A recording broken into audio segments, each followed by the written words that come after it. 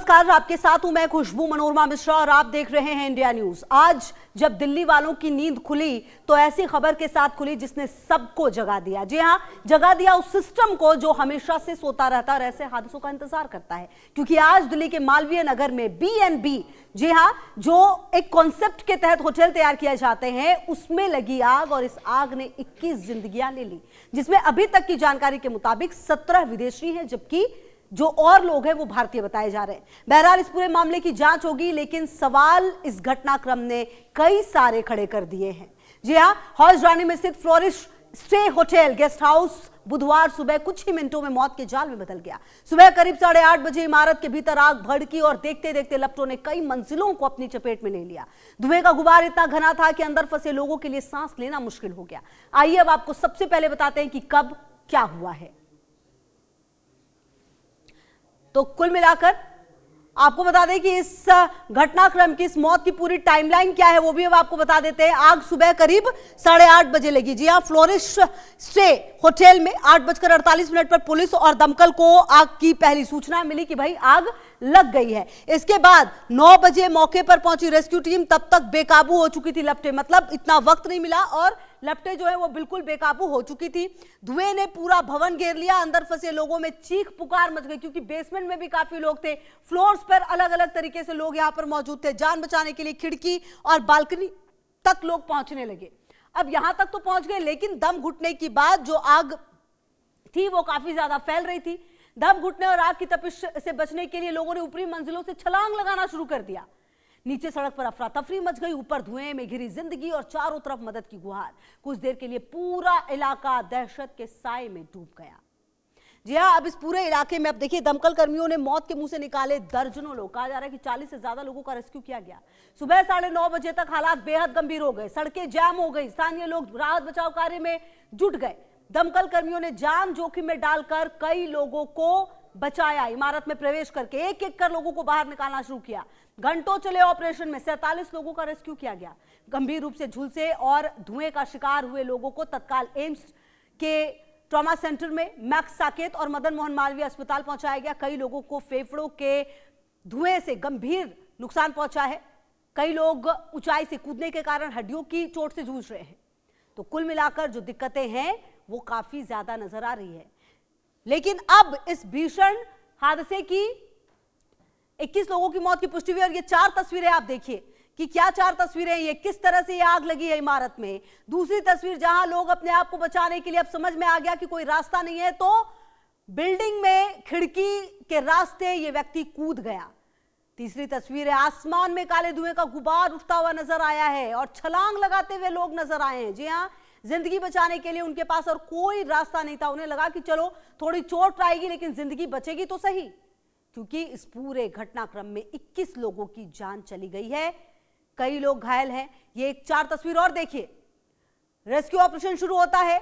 दमकल कर्मियों की मुहिम जो है वो, आप ये कह सकते हैं कि 40 से ज्यादा लोगों की जान इन्होंने आज बचाई है अपनी जान पर खेलकर। सड़क पर सामान बिखरा हुआ नजर आया है, अस्पताल पहुंचते मरीज भी नजर आए हैं। कुल मिलाकर हर तरफ अफरा तफरी का माहौल नजर आया। सुबह 8:30 बजे से शुरू हुआ ये, आप समझिए एक तरह से आपातकालीन स्थिति यूं ही चलती रही और कहीं ना कहीं लोग जो हैं कूदते हुए, चीखते हुए, चिल्लाते हुए नजर आए। आग बुझी जरूर, लेकिन अपने पीछे छोड़ गई है एक बड़ा मातम। जी और एक ऐसी तस्वीर जो सवाल खड़े करती है। 21 मौतें और दर्जनों घायल हैं। देखिए, अब आशंका यह भी है कि मध्य एशिया और अफ्रीकी देशों के लोगों की जान गई है। आशंका जताई जा रही है मृतकों की संख्या बढ़ सकती है। क्या कुछ ये पूरा मामला रहा है, आपको दिखाते हैं ग्राउंड जीरो से वाइस योगी आरजू सेठ की एक रिपोर्ट। गद्दे रख करके कुदाए गए लोगों के ऊपर, हथौड़ी तोड़ करके खिड़की गेट निकाला गया, तब कूदे हैं लोगों ने।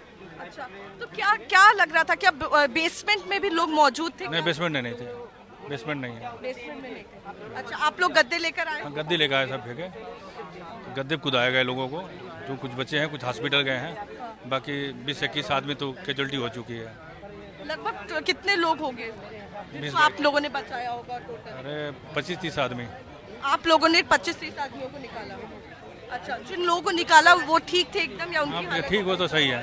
अच्छा, वो लोग ठीक थे। हाँ, जो कूदे हैं और जो उसमें जल गए हैं वो अलग दिक्कत है। कितनी भीषण आग थी? बहुत भयंकर भी था, बहुत भयंकर। क्या लग रहा है, क्या वजह हो सकती है? क्या इस तरीके की और भी यहाँ पर बिल्डिंग्स हैं जो इतनी पतली हो? और भी हैं कई बिल्डिंग और भी है अंदर। अच्छा, मतलब खुलेआम इस तरीके से चल रहा है। धज्जियां उड़ रही हैं जो नियम बनाए गए हैं। जी जी जी जी बिल्कुल बिल्कुल धन्यवाद। बिल्कुल, तो देखिए किस तरीके से जिन लोगों ने बताया, जिन लोगों ने बचाया है लोगों को, कहीं ना कहीं जो भगवान बन के आए उन लोगों के लिए, उनसे हमने बातचीत करी। और भी लोग हैं, उनसे बातचीत करने की कोशिश जो है वो हम करेंगे। सर, क्या नाम है आपका? इफ्तिखार अहमद। इफ्तिखार जी, क्या दृश्य था उस वक्त? क्योंकि अभी भी हम देख रहे हैं बहुत ज्यादा लोग परेशान हैं, कुछ लोगों को अस्पताल पहुंचाया गया है। उस टाइम की जो कंडीशन थी ये थी कि बस किसी तरीके से इनको बचाया जाए, क्योंकि आशा नहीं थी कि गाड़ी आ जाए। गाड़ी को कॉल ही कर सकते हैं ना, जबकि 1 किलोमीटर की रेंज पे यहाँ पर मालवीय नगर पीछे ही दमकल है, 1 किलोमीटर की रेंज पे साकेत में, यहाँ मालवीय इधर है कुचबिहार साइड में, रेंज दोनों की 1 किलोमीटर है। पर गाड़ी को आने में टाइम लग गया, तो हम सभी लोग मोहल्ले के अपने, ये हौजरानी कुमार बस्ती बोलते हैं, तो सारे लोग अपने लग गए काम पे कि भाई गद्दे उठा के बिछा दिए नीचे कि आप कूदो, क्योंकि यहाँ पर लटके हुए थे, कोई फर्स्ट फ्लोर में, कोई सेकंड फ्लोर में लटका हुआ था व्यक्ति। मेरे में बकायदा इसमें वीडियो है, मैं वीडियो शेयर कर दूंगा, कोई दिक्कत नहीं। तो उसमें सबसे पहले एक लेडीज नाइजीरियन कूदा बिना गद्दे के, उसके चोट आई गंभीर रूप से, एम्बुलेंस में उसको भेज दिया गया मैक्स। उसके बाद फिर एक लेडीज़ कूदी, जेंट्स कूदा जो जोड़ा थे, फिर फर्स्ट फ्लोर से कूदे, इसी तरीके से कूदते चले आए। तो मेरे हिसाब से तो 5-6 लेडीज़ होंगी और 7-8 जेंट्स होंगे, 10-12 के करीब बचाए हैं। उतरने की बिल्कुल ही जगह नहीं थी, तो लोगों ने छत से कूदने की फिर कोशिश करी, जैसे कूदे वो उनके चोट लग गई। इस कारण से आग बहुत इतनी तेज लग गई थी कि लोग बेकाबू हो गए, उन्हें होश नहीं आ रहा था क्या करें क्या नहीं करें। बहुत हाई क्वालिटी के हाथ आग लग गई थी। विदेशी लोग भी मौजूद थे, लगभग कितने विदेशी होंगे? मैम कम से कम 15 से 20 लोग होंगे जो जले हैं। जो चले, हाँ, जो विदेशी जो थे, अगर हम संख्या में बताएं तो गिनती नहीं बता सकते हैं, मात्रा बता सकते हैं। तो मेरे हिसाब से 80% नाइजीरियन बाहर के हैं। मैक्स में ट्रीटमेंट के लिए आते हैं लोग यहाँ पर, बराबर जी, हाँ बराबर, हाँ मैक्स के ट्रीटमेंट के लिए आते हैं, इलाज के लिए आए थे बेचारे वो।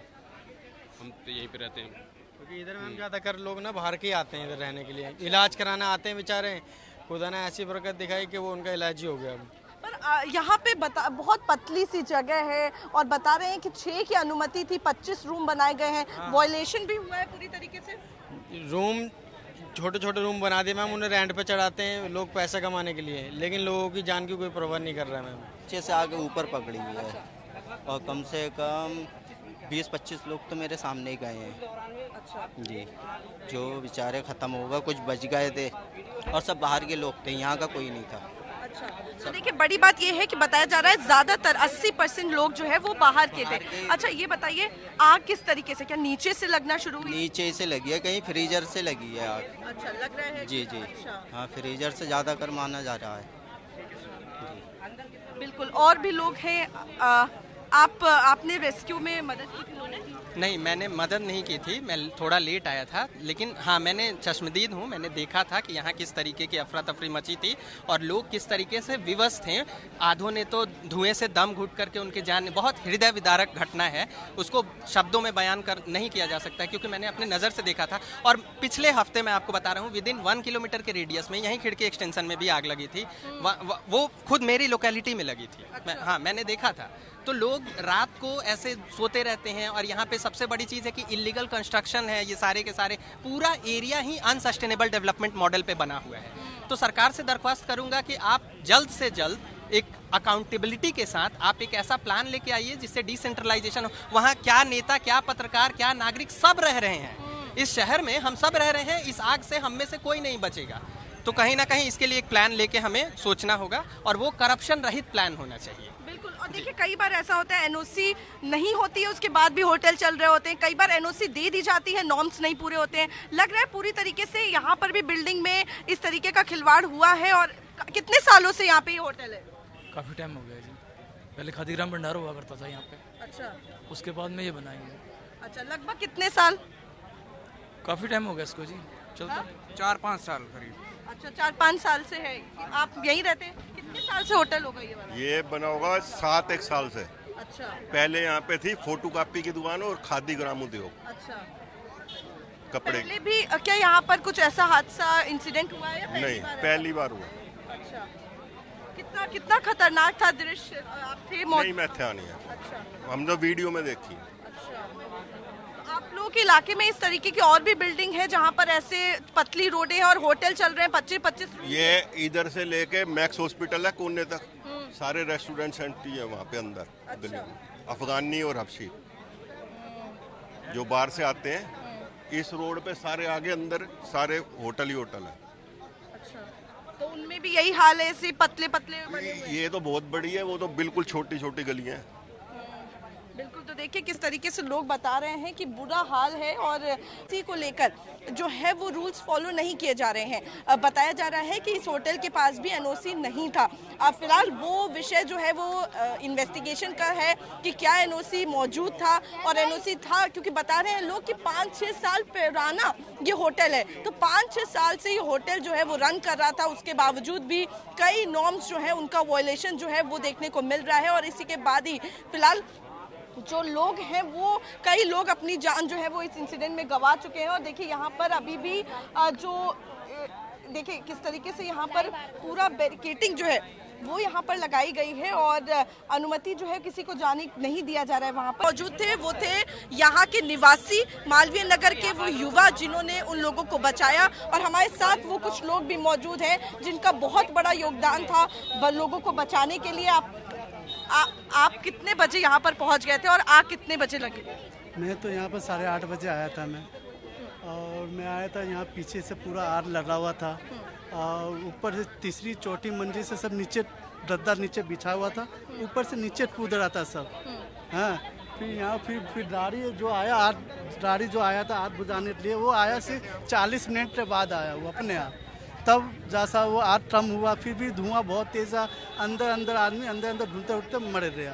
फिर ऊपर वाला जो हिस्सा था, हाँ, वो सीढ़ी से उस तरफ गया पहले, बस। तो आप लोग जब